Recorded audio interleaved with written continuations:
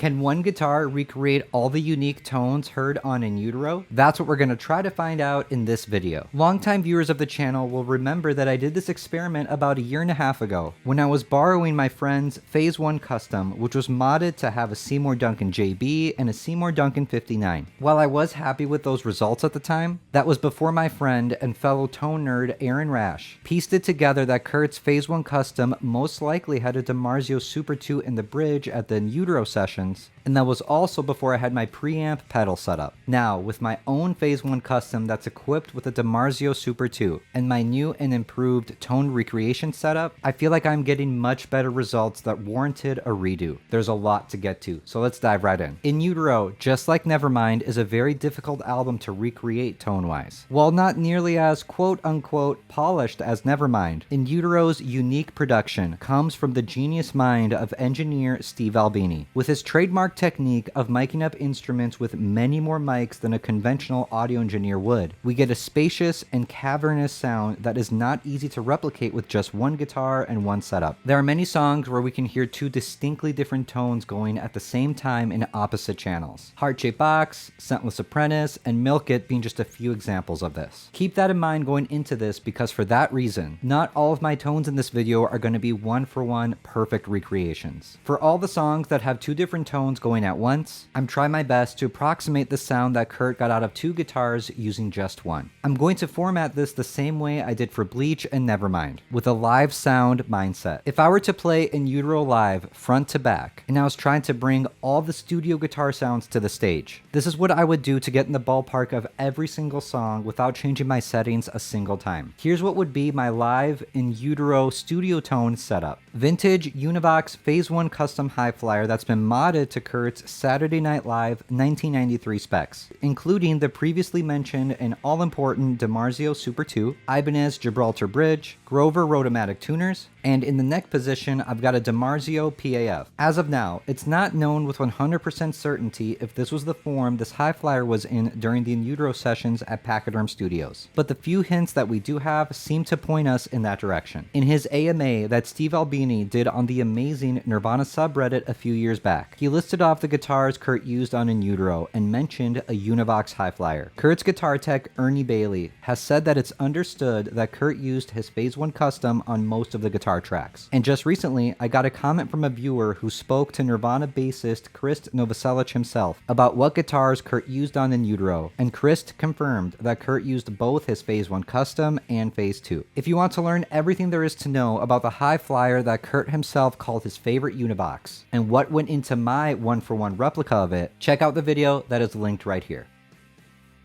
For pedals, I will be using my 1993 Sansamp as my primary distortion. The only time I will use something different is for Variape. The only quote that we have from Kurt himself regarding which guitar he used on which song on In Utero is him saying that Variape was Steve Albini's Volino. I personally think Variape is the most difficult tone to recreate on this album. To try to get that super metallic-y sound, I used my FTellectronica SaintAmp on totally different settings than what my Sansamp is set to. When the overdrive kicks in on that song, I'm using my PastFX OG-2, which is their Boss DS1 clone on steroids. I did this to keep in the live spirit of having these pedals ready to go and never having to switch a single knob during a live set. For my other effects, I'm using Nerdvana's X for the Heart-Shaped Box solo, PastFX EchoFlanger for Scentless Apprentice, and PastFX Polychorus for radio-friendly unit shifter. The PastFX Echo and Poly are the same exact pedal, just with different casings. Again, I'm using both of them just for the sake of having both pedals ready to go without having to make any changes. And lastly, I'm showing up to this tribute show with no amp. Here's what I'm using instead. Nerdvana Quatro Tube preamp pedal, which is their clone of the Fender Quad circuit that Albini stated numerous times Kurt used on In Utero. That is going into my Ibanez Pentatone EQ pedal, and I painstakingly scanned and tried to remove the harshest frequencies I could find in an attempt to present a tone that feels more or less like a final mix and mastered end result. That is going into my Mooer Cab X2 IR loader pedal, and I'm using an IR of Oxford 12T speakers. This IR loader pedal has a stereo out, so I would have the sound tech just take those outs and put them straight into the soundboard via a DI box. I would then request that he pan them hard left and hard right, keep the volume between the two of them equal, and then I'm ready to go. This is always a difficult yet fun scenario to tackle. For some songs, I feel like I got pretty close, but there are a handful of others where I was like, damn, I feel like this is almost exact. But please, keep in mind that this is just an experiment, and I'm in no way trying to claim that Kurt's Phase I Custom is definitively the guitar for this or that song. I've seen some comment fights get so heated and nasty and personal over which exact speaker Kurt had in his amp or which exact pickup was in that guitar, despite no one in this argument having physically been there. At the end of the day, this is just about having fun and pushing my setup to the limits to try to recreate some of the sounds on my favorite album of all time. That being said, let me know what you think. I hope you enjoyed this video, and let's get to the tones.